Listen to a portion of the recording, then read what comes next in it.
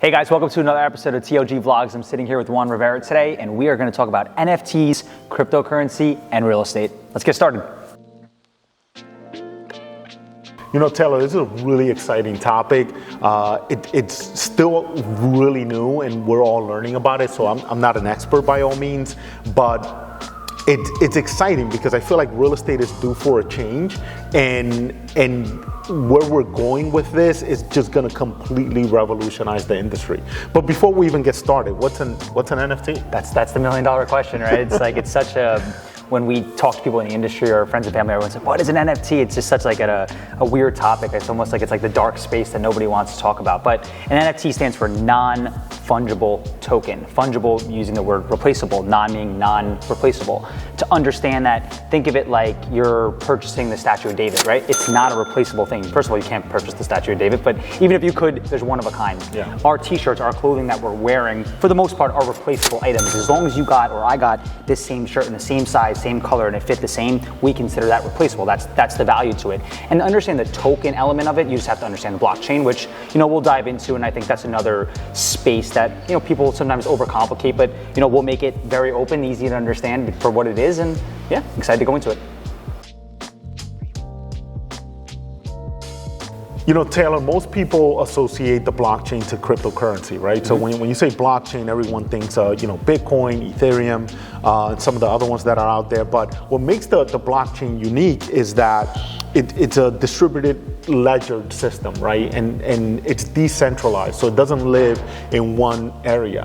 It's spread across thousands of computers. And records can't be changed. Once a record goes on the blockchain, it's there forever. You can observe what's on there, but you can't change it. And that's what's so unique about it. No, definitely. And I think the thing that may scare people is, or maybe they're just unfamiliar with it, this is already happening in the sense of like on a daily basis, right? From a transactional standpoint, if you're with your bank, which we all bank, right? Like I'm party A and you're party B, we trust the bank to keep track of these transactions. But the unique thing about that is it's always been private. Right, like I can't see what you have and you can't see what I have, but through the blockchain, there's a running ledger of all these transactions that people could see, right? And it's backed by computers and it's backed by a system of people following it, and which makes it, you know, unique in its own fashion because you know, historically we've just always trusted the bank to say that Taylor had, you know, $100 in your account, my account, and Juan had $50 in your account, and then if I want to pay you $50, I have the 100. But now the system and, you know, basically the blockchain verifies and shows that you do have that, which is amazing. And it's super safe, right? Yeah. Because, you know, I was just reading Bitcoin turned 13 recently, right? And it's never been hacked. Crazy. So it makes it extremely safe, and you know it allows for you to you know transact on it, which is nice, and safely transact on it. But most people are getting familiar with a blockchain called Ethereum, right? And currency called Ethereum. Currency, they're familiar with that, and that's where most of the NFTs live. It's on the Ethereum blockchain. Yep. Essentially, in the NFTs giving identity to something, right? So it's, you know, we've always historically, if I was going to go buy a piece of artwork, I've always depended on a reliable source to tell us that's legit, right? I'm buying a legit piece of art by this, you know, this person, and you have a certificate of authenticity. But in the NFT world, you get an identifier, right? Everything is unique in its own. But really, like, this ties back into real estate in so many different ways. I know we were chatting about it before, but, you know, just, you know, tell the world what you think, you know, the process of NFT, what that's going to do for real estate transactions moving forward. You know, Taylor, in my opinion, though, the real driver here is blockchain. I feel like NFT is just a component of this whole thing, but blockchain is the real driver. Because it's going to allow you to record deals on the blockchain, which is completely different from what we do, from how we do things now. And the blockchain will also allow you to apply smart contracts or NFTs, and also allow you to tokenize properties, right? And this is, you know, tokenization is a phenomenal way of selling a property, because now you can take a property that's a single unit, let's say, or commercial property, break it up into 20, 50, 100 pieces, and then sell these tokens to individuals that can own a piece of this property. Yep. So the real driver here is blockchain. And NFT, like I said before, is just a component. You're spot on. And essentially, if you recognize ownership of a property through NFT, I think there's really three things that are like super valuable, right? Number one, transferability, right? Through NFT, the ability for me to transfer from party A to party B is so quick, which in real estate, nothing's quick, right? There's such a long process and procedure. So we have the ability to do that. Number two, since these NFTs are essentially powered by digital contracts, not that they'd be like astronomical fees, but since you and I, put in the legwork to actually tokenize this thing and, recognize it as an NFT, that we can get actually paid as a royalty every single time that. And a small fee. It doesn't have to be thousands of dollars. It could just be a couple of $100 per transaction. No, you're right. But still, it's recurring income, and I think that's awesome. That's not normal. I mean, and lastly, I would say the fact that it's a commodity, right? You could borrow against it, just like anything else, a house or whatever valuable asset that you have, which I think is huge, right? Yeah, it's a commodity. I mean, it has perceived value, so you can definitely borrow against it. And I'm sure that they're gonna be, we're gonna have mortgage companies that are gonna pop up that are gonna definitely technically it's already kind of happening. Mortgage NFTs, and then you'll be able to borrow against it. Yeah, absolutely. And there's already multiple companies in the marketplace right now that are already allowing through the Ethereum blockchain for us to transfer property from party A to party B.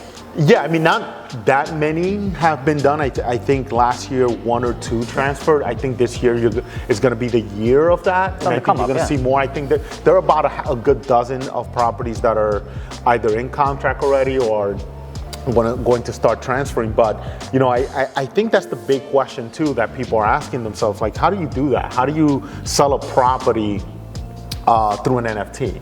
And you're not technically conveying the deed through an NFT. It's not necessarily that. You're conveying ownership of an entity that owns a real property. So for instance, if I have an LLC that owns a piece of property, I can set it up. I can set up my LLC that it's only transferable through an NFT. Right. And once I transfer that NFT through a smart contract, then the property automatically comes with it, because it's already deeded. So that we can't take a deed and make it an NFT, but you can take an LLC and apply rules saying that you can only transfer this LLC through the sale of this NFT, and that's essentially how you would transfer the ownership.